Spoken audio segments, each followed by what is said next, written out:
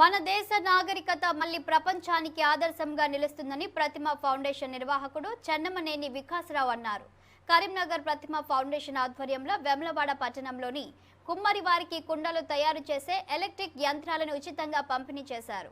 ఈ సందర్భంగా డాక్టర్ చెన్నమనేని వికాసరావు మాట్లాడుతూ ప్లాస్టిక్ ను పూర్తిగా నిషేధించాలని, పర్యావరణ పరిరక్షణకు ప్రతి ఒక్కరూ తోడ్పాటు అందించాలని అన్నారు. చైనా వస్తువులను దేశంలో పూర్తిగా నిషేధించాలని ఆయన డిమాండ్ చేశారు. రాష్ట్ర ప్రభుత్వం కుల వృత్తులకు ప్రాధాన్యం ఇవ్వాలని, ప్రత్యేక నిధులు మంజూరు చేయాలని ఆయన కోరారు. చెప్పడం జరిగింది వసుదైక కుటుంబకం అని.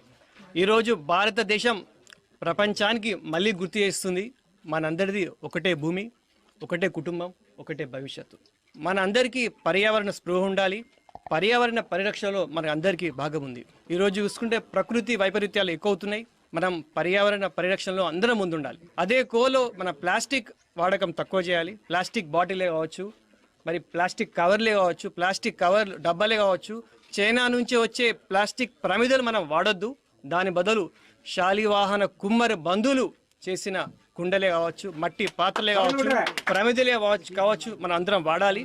అలా వాడడం వల్ల మనకు ఆరోగ్యానికి మంచిది, పర్యావరణానికి మంచిది, వాళ్ళకు కూడా జీవనోపాధి.